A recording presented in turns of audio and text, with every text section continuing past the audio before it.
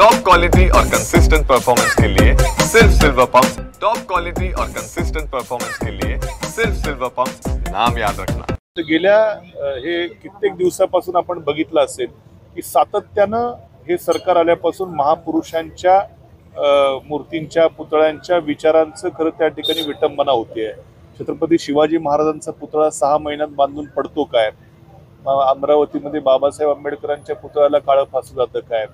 हे इथं देखील आता शिवाजी महाराजांच्या पुतळ्याची विटंबना होते आणि शोध लागत नाही आरोपीचा। शिवाजी महाराजांबद्दल वाटेल तो कोणी चिल्लर माणसं येतात, काही बोलून जातात, त्यांचाही तपास हे शासन त्यांनाही लवकर अटक करू शकत नाही, त्यांना शिक्षा देऊ शकत नाही। हे खरं या महाराष्ट्राचं मोठं दुर्दैव आहे।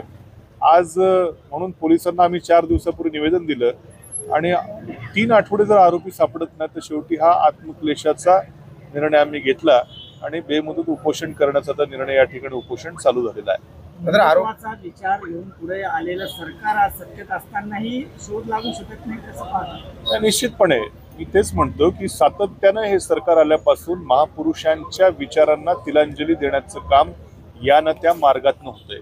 कोणी उठतो, उठसूट माणूस शिवाजी महाराजांवरती बोलतो, काही बोलतो आणि त्याला काही सरकार काय त्याच्यावरती काय हे देखील करत नाही, काही त्याच्यावरती शिक्षा होत नाही, लवकर आरोपी पकडत नाहीत।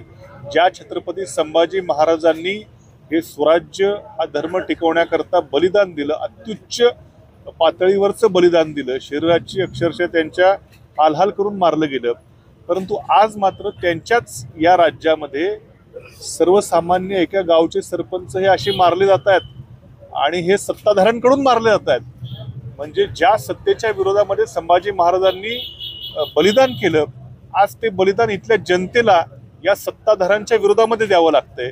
हे मोठं दुर्दैव या महाराष्ट्राचं या सरकारच्या काळामध्ये होतंय। राहुरी प्रकरणात तुमच्या या आंदोलनानंतरही जर आरोपी लवकरात लवकर अटक झाली, पुढची दिशा काय राहील?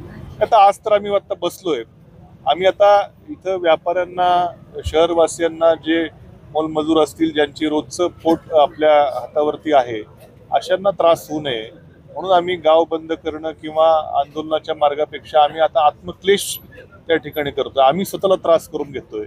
याची पोलिसांनी दखल घ्यावी। उद्या जर काय कार्यकर्त्यांच्या भावना काबूत राहिल्या तर त्याला आम्ही जबाबदार राहणार नाही। आज आपण बघितलं तर 20-21 दिवस झालेत, पुतळ्याची विटंबना झाली आणि कितीतरी लोक शिवाजी महाराजांबद्दल वाईट वक्तव्य करतायत। हे सरकार कुठंच त्यांच्या विरोधात भूमिका घेताना दिसत नाही आणि कुठंही आरोपीचा शोध लावताना हे पोलीस प्रशासन दिसेना आम्हाला। कारण 20-20 दिवस झाले तरी सुद्धा जर असं होत असेल तर असं वाटतं आपण महाराष्ट्रात राहतो का पाकिस्तानमध्ये राहतो असं वाटायला लागलंय। ज्या महापुरुषांनी स्वतःचं जीवन समर्पित करून हे रयतेचं राज्य आणलंय, आपण जे आज ताटमानेने जगतो ह्या महापुरुषांच्या जीवावर जगतो। यांनी त्यावेळेस जो संघर्ष केला त्यांच्याबद्दल जर अशा घटना घडत असतील तर आज दादा उपोषणाला बसलेत, पण मला वाटतं आम्ही 2 दिवस वाट बघणार। 2 दिवसात या राहुरी तालुक्यात नाही तर पूर्ण महाराष्ट्रात या घटनेचा उद्रेक झाल्याशिवाय राहणार नाही। याची सर्वस्वी जबाबदारी ही प्रशासनाची राहील, याची नोंद त्यांनी घ्यावी।